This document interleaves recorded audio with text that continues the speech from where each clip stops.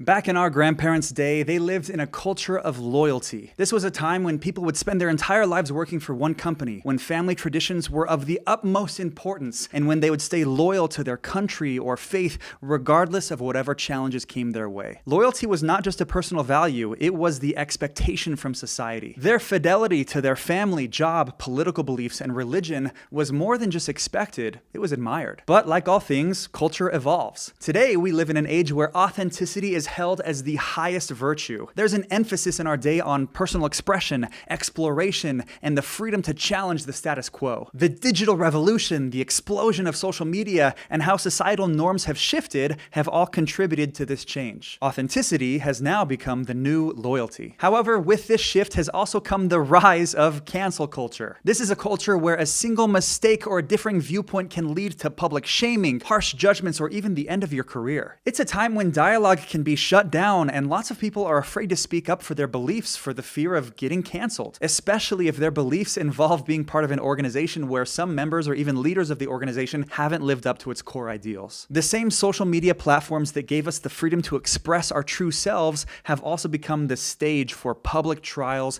and online executions. In our quest for authenticity, we have paradoxically created an environment that can smother the authenticity that we hold so dear. However, something that we've discovered is that culture is fluid and constantly evolving. I have a theory that someday soon we will all become so sick of cancel culture and that every single one of us will be so fed up with being canceled so many times that we will evolve into a new culture called grace culture. I predict that within the coming years, we will either embrace cancel culture so much to the point where it will destroy each and every one of us, or we will shift into a culture of grace, where we see others as the messed up humans that we are, but instead of lashing out and going at each other's throats in an attempt to silence or get rid of those who don't agree with us, we will give each other the grace that we ourselves so desperately need. This grace culture will be built on radical empathy, contagious respect, mercy, forgiveness, and kindness. This culture will be intelligent enough to understand the complexities of human nature, the inevitability of mistakes, and the power of redemption. This culture will be quick to extend the same level of understanding and mercy to others that they would wish for themselves. In this grace culture, I don't think we will dismiss the importance of loyalty or the value of authenticity. Instead, I think we will just add another dimension, one that brings perspective to loyalty and forgiveness to authenticity. A culture of grace understands that people by nature make mistakes. We grow, we evolve, and we change. Imagine a world where the response to a mistake is not instant ostracism, but instead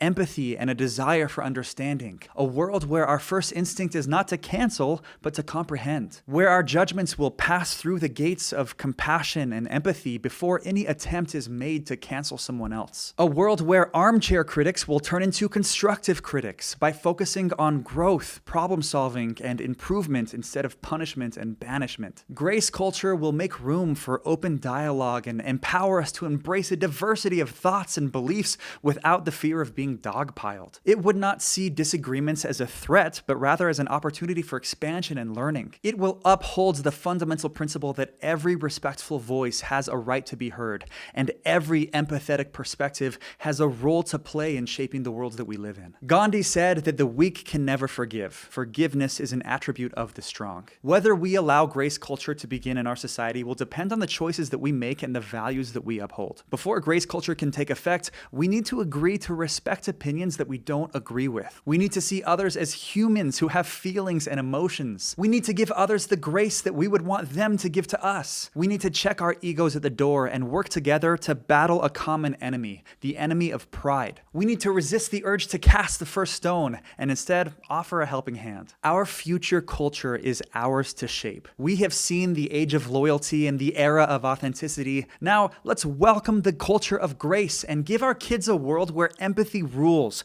forgiveness flourishes, and where contagious respect is not the exception, but the standard.